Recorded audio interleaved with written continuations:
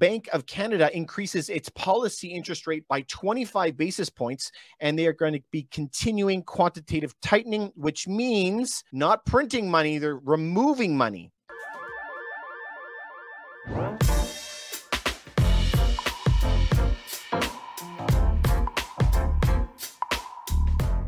So the Canadian government has finally paused. Now, it's one of the very first countries in the entire West to pause interest rates. Now, again, they heightened it today, but they said going forward, we're going to pause. Now, like you know, there are 3 stages to the rates going down. So imagine throwing a ball goes up. It kind of sits in the air for a second, then it falls down to the ground. They should do that as I was a kid, throw that ball up in the air and love it when it would hold still. But remember, there's a point where the ball is going up. There's a point where it's frozen, a point where it drops. So interest rates are the same way. We're going to go up, up, up, up, up, up. Then they're going to pause it, and then it's going to decline. But as it goes up, it starts losing steam, right? It's going up slower and slower, same as interest rates. So last year, they were raising the rates. They went a quarter point, half a point, 1%, and then they started getting smaller and smaller and smaller raises. So that is the first phase, slowing down those interest rates. We just went up 0.25, which is very small compared to what they have been doing. The second point is the pause, and this is what they said today. Now, they made it contingent, obviously. They're always covering their butts, right? But they said that the rates going forward are going to pause. And so that's the second stage, long before they drop rates. Now, if we go back to the 50s to today, how long do they normally hold those rates at high levels? How long? Here is the key. The average is about 7 months that they hold rates where they are. Now, they can only hold the rates where they are if nothing else in the economy happens. The economy stays the same, unemployment stays the same, everything's the same. Now, if there is another war that breaks out or other problems, anything, then it could be a lot less. But the average since the 50s is 7 months. Okay, so let's get into the statements of today, you guys. I think this is really, really important for us to pay attention to. The Bank of Canada increases its policy interest rate by 25 basis points, and they are going to be continuing quantitative tightening, which means not printing money, they're removing money. The bank rate is now 4.75%. So you guys can think of your mortgages are now creeping up close to 7% now. And the deposit rate is 4.5%. Here are some of my notes. I'm going to go over that at the end, but it's interesting just to read what I've highlighted here. You can look at this at the bankofcanada.ca. Inflation is coming down in many countries, largely reflecting lower energy prices. Guys, understand that lower energy prices, this makes us in a very dodgy place, because we have this period right now where gas is lower, but we don't control oil output. Even though we have some oil in Alberta, it's nothing. We need to know the global supply. So if they raise those energy prices back up, we've lost all the ground that we've made up in the past year. This is a very dangerous thing for us. So let's continue to watch that. Remember, the bank uses this forward guidance. You have to know what they're saying in each sentence. Look at this. Upside risk to commodity prices, meaning, yes, China is opening up and they're saying they're going to be buying more food, more copper, more aluminum, right? Commodity prices going up. This is why commodity investing is a great way to protect against inflation. The great Mr. Rogers taught us that. The Canadian dollar has been relatively stable against the US dollar. Guys, that is a big problem, that is your measuring stick. The US dollar is printing more money than ever. They're burning through $1 trillion every 9 months. If the US is burning through $1 trillion every 9 months and they're not bringing that in taxes, the value of their dollar is disintegrating into the ground, into like bupkis. So like $1 back in the day used to work for $1 a day. And today you need to make a ton of those an hour. So what happened? They just printed a lot of them. So if they're printing themselves into oblivion and you're using your dollar and you're comparing it to the US dollar to see if you're stable or not, that's the wrong metric to be looking at. I don't think anybody would disagree with me there.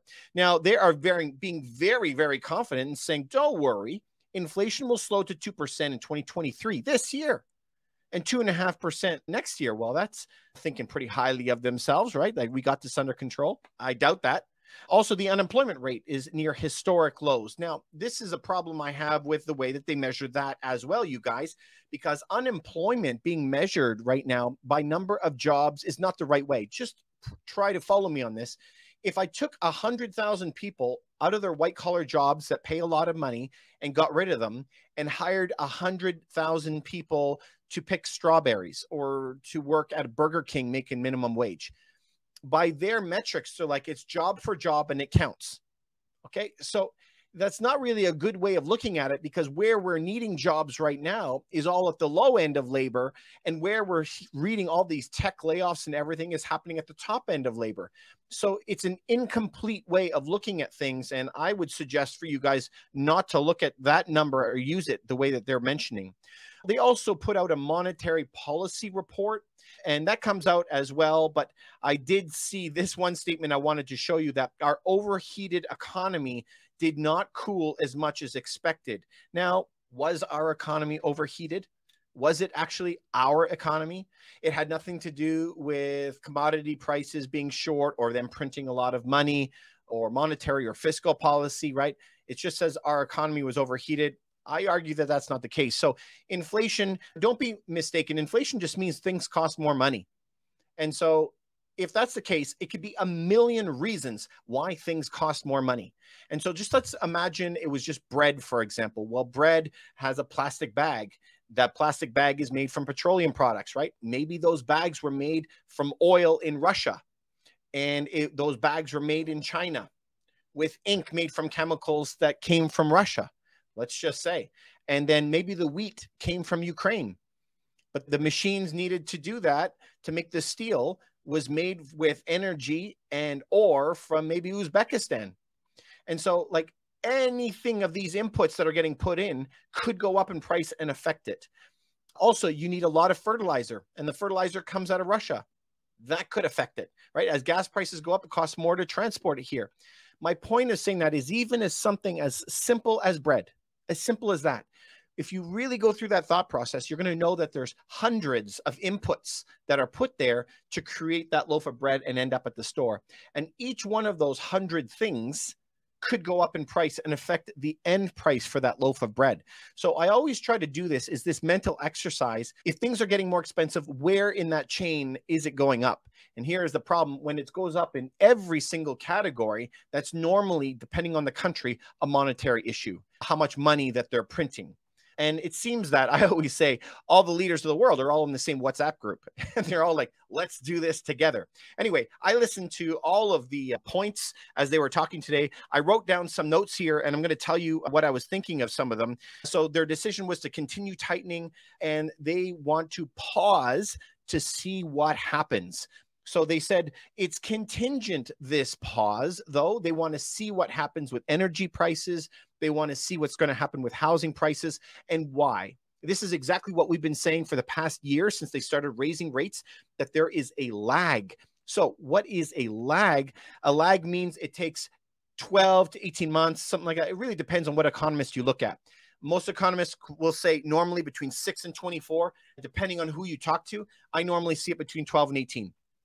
So this lag effect, what is a lag? If your mortgage went up $1,000 a month, well, maybe you had some savings. Maybe you could last a month or two, but maybe someone had 6 months of savings. Maybe someone had 9 months of savings. And it takes time for them to burn out of their savings before they actually do something like have to sell their home or something big.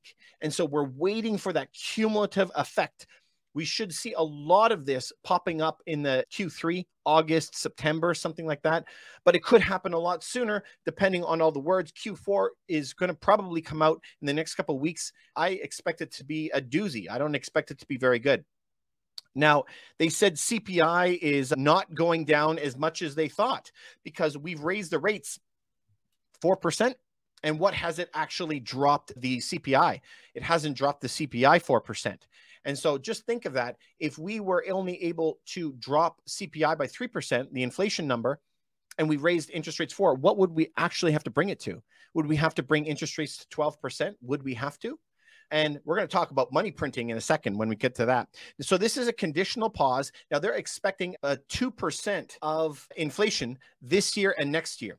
Do we believe this? I don't really think so. They're bringing it up that energy could go up. And I see a lot of headwinds that could happen where Who knows what's going to happen with BRICS? Who knows what's going to happen with Saudi Arabia? Who knows what's going to happen with all of the new energy deals that they're running on? You know, nuclear was bad and now it's becoming good again. We're going to see, right? But there's a lot of headwinds in that space.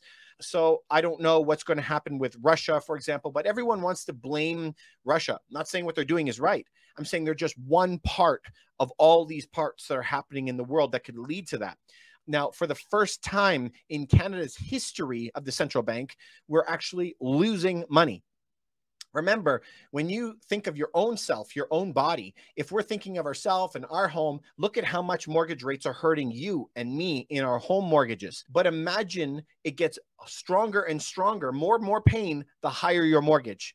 Imagine the governments that owe provincial, federal, trillions of dollars, and they're paying interest on that, and they can't afford the interest on that. So they're going to have to start printing money in order to pay for their own debts. We're now hearing from the Canadian government that they want to allow them to have their own accounts and their own debts. It's a crazy world, you guys, crazy world. All right, some of the other points that I have, I do like how they said they're going to get it down to 2%, which means that we got it under control. I kind of find it funny. Remember when we would go to school, like, would the teacher ever let you grade your own paper? Okay, if I did and I was like grade 4, I'd be like, I got 100, you know, gold star on it. But it's funny when they're rating their own work saying we're doing a great job. I find that hilarious to me. Do you guys find that funny? Let me know below if you think that's funny. All right, so here is another interesting point on the monetary policy report. They're expecting home prices to continue down for the next 6 months. Here's the funny thing. When I go and tell people I'm expecting exactly what the government is telling us, the government is saying that they're expecting home prices to drop 10%. The Office of the Superintendent of Financial Institutions is expecting homes to drop 10 to 12%. It doesn't matter what an individual is saying. Even just take it from them. They're expecting it to go down. And why? It's because that policy lag effect that happens 12 to 18 months. So just remember that. And so the same is the opposite, right? If we were going to lower rates, it could take 12 to 18 months for the opposite to happen, for prices to have it completely exploded. Example, 2020 to 2022. All right. It's the exact same thing. Doesn't matter what century, doesn't matter what country you're in. That lag effect always takes effect. They did ask them afterward if they had any questions about raising the rates. And they just said, listen, guys, it is way too soon to talk about dropping rates. Please note, they do not drop rates for no reason. They always are going to have a reason to drop rates. It could be something like 2007, 8, 9, you know, bad trouble in the economy, stock market tank. It could be like something in 2020. It could be a bank run like they had in 1929. Anyway, a myriad reasons, okay, why they would drop it. But it has to be something big for them to drop rates down to 0. So the idea of us lowering the rates just because, I wouldn't be putting too much faith in that. They always have to have a reason to do that. Inflation, remember, it punishes savers. And so they're really trying to dictate for us whether we can spend or whether we cannot spend. If we go back into 2021, the governments were saying we need people to spend. They were calling it preloaded stimulus because there was $100 billion sitting in people's savings accounts. And they're like, we need this money to be spent. Funny enough, 9 months later, they're saying, please, everybody, don't spend any money on anything. If you keep spending money, we're going to raise interest rates and take it from you. So remember, like, they want to be in control when you spend, when you don't spend. And they do that through interest rates, right? Interesting sidebar, you know, that's what a CBDC is, a central bank digital currency. It has conditions that they could put on that money if you have to spend it or not spend it. All right, some of my other notes. They did notice that Q3 last year, we lost $500 million in 2022. Now, where do they get that money? Remember, they got to create that money somehow. And that also leads to inflation, right? How are they going to pay those bills? And this is because of how high they've pushed up these interest rates. Now, Canada is predicting themselves. They're judging themselves being a soft landing. I personally think that's a little bit more credit. I don't think that that's possible, but that's just my opinion. And guess what? I'd like to know if you guys think otherwise. So leave your comments below if you think that we're going to have a soft landing and this is going to be okay. Just a few years ago, we were hearing from a lot of pundits that were out there saying that we no longer will ever have to worry about a recession because modern monetary theory, MMT, remember that word, theory, is that we can print as much money as we want with no repercussions. As we saw in the past couple of years, we printed a lot of money and there are repercussions. So reality always brings us back down, right? So they give us this forward guidance always, you guys, saying where we think we're going to go in the future. One of their tools is that they can raise or put down interest rates. That is their tool. But their other tool is forward guidance, where they'll put out their statements, but you really have to read the words that they're using in their statements and interpret them. And that's why I really think my main goal for all of you is to inspire curiosity, inspire knowledge, continue reading, continue learning. And myself too, over the past 5 years, I've continued to try to hone my skills and get better. Thank you very much for following us. We really, really appreciate it. If this helps you at all, please let your friends know about it and please consider subscribing to the channel. It really helps us out a lot. Anyway, you guys, I always say the next 2 years is going to dictate the next 2 decades of your life. And I want you to win. I'm here for you. Keep on following me and I'll talk to you soon. Have a great day, everyone. Thanks very much for coming by. Thanks so much for sticking around. If you like that video, you might like this one and maybe something like that.